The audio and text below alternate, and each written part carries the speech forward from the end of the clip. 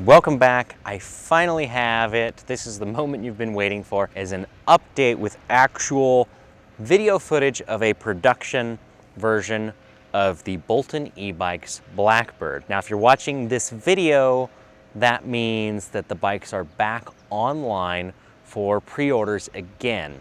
So as of the day of this video release, we do have another third batch coming in November. If you want to buy one of these, now you can, but let's go get into all of the changes, show you some of the upgrades that I didn't tell you about so you know how awesome this bike is going to be.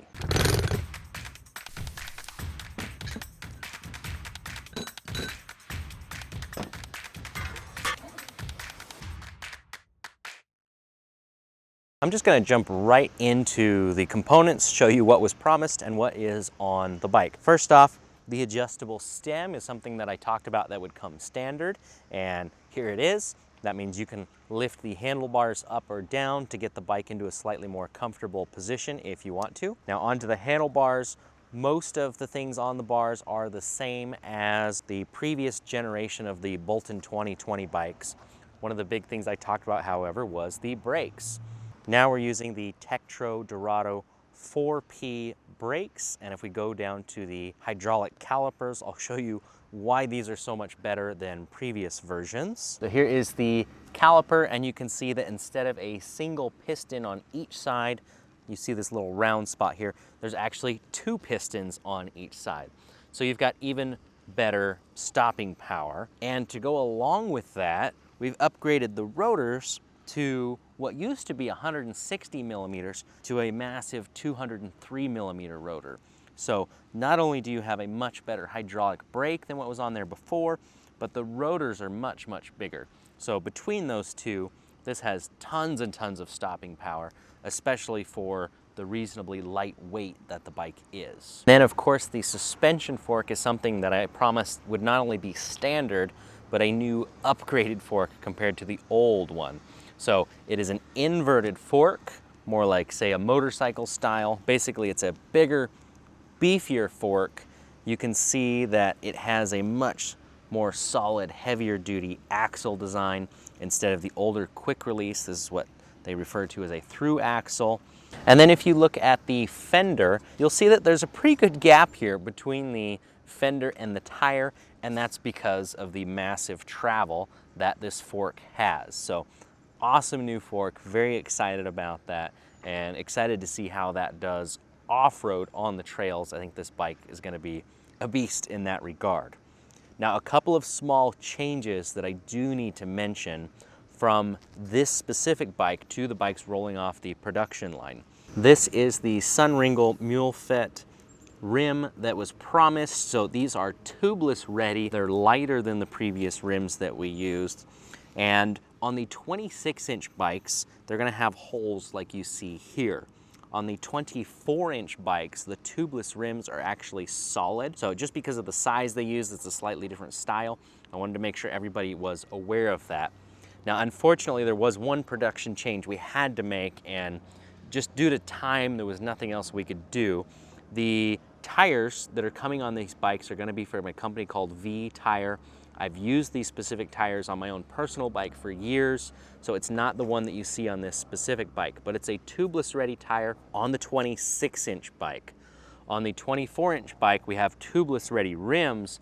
Unfortunately, the 24-inch tubeless tires, we could just not get them in time. So they will be coming with a standard fat bike tire, and the rims are tubeless ready, but if you want to go completely tubeless on the smaller model, unfortunately that's going to require a tire change. I wanted to make sure that was totally clear so there's no questions about that when these bikes arrive. And then the headlight is something that is also standard on the bikes now, and it's nice and bright. Even though it's very small and compact, this is a headlight you can actually use, you can actually see the road. It's high enough that it's not blocked by the fender or the tire or anything. Along with the functional front headlight, we have a rear tail light that is not only a tail light, but it's also a functioning brake light. Here is the new 52 volt 16 amp hour battery that now comes standard on the Blackbird. Now, as an extra little touch, because it is the Blackbird bike, some of you had asked, Is there going to be any sort of logo or symbol to indicate it's the Blackbird? And yes, there is. So you can see that the Blackbird outline, the SR71 Blackbird, actually shows up next to the logo here. Very subtle though. Now the pedals have also been upgraded compared to previous versions. So we're trying to make everything we possibly can better on this bike.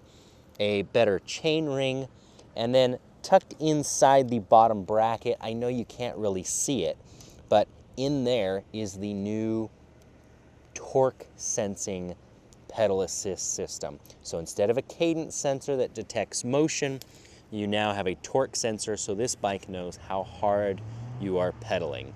Looking very forward to everyone's feedback on that function. Now here's where we get into a surprise. You can kind of already see the fenders that are on you already saw the front fender. Here's the rear full coverage fender. They are steel fenders. And then of course we have a nice heavy duty rack that's on the back here that was promised. And you can see that already. But when we get to the drivetrain, I have a little bit of a surprise for you.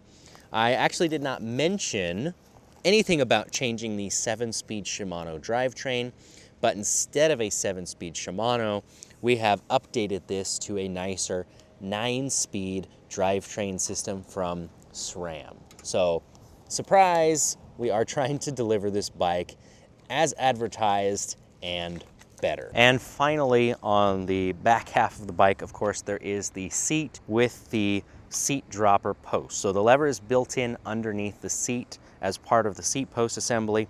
So you can get on the bike with the seat in a lower position, and with the push of a button, it comes up higher. And you can adjust how high that comes up, so it comes up to the right position for you. So excited about that too. I don't think I've ever seen another e-bike, especially in this price range, come with a seat dropper post, and this is a standard item on the Blackbirds. And then for the display, we have kept the KT LCD 8H, same as on the previous bikes. It's a very nice, vivid color display, has battery voltage, trip distance, odometer, it has a temperature setting, basically everything you would need. And then to get to the more advanced settings, it's very easy to adjust things like the maximum speed limit, the maximum power, etc. So if you want to turn this thing all the way up past the 20-mile-an-hour speed limit that it's set to, then you can do that. Now, just on a brief test on this bike, I haven't done a formal, so this is not like an official top speed test, but I think it's gonna be right around 30 miles an hour. Thankfully, due to the bigger motor and the 52-volt battery, we're able to squeak out just a little bit more speed. Now, that is the unlock setting, not how the bike ships. Of course, this is the version with the USB port, so if you need to plug in a phone or another device and charge it from the bike, you can do that. And then I already mentioned the SRAM shifter and derailleur on the back, but here's a close-up. We've gone away from the thumb shifter and up to this much nicer trigger shifter. So that's going to make riding off-road on trails where you need to shift quickly up and down much nicer. Now, to also commemorate the special edition Blackbird, you may notice I have a brand new Blackbird Edition Bolton e-bikes t-shirt. So if you want to pick one of these up, you can find them in the link just below the video here. As an example for the seat, because I want to show you how this works, if this is where I'm comfortable riding while on the bike, it would be a whole lot easier if I could get on the bike and it was down here.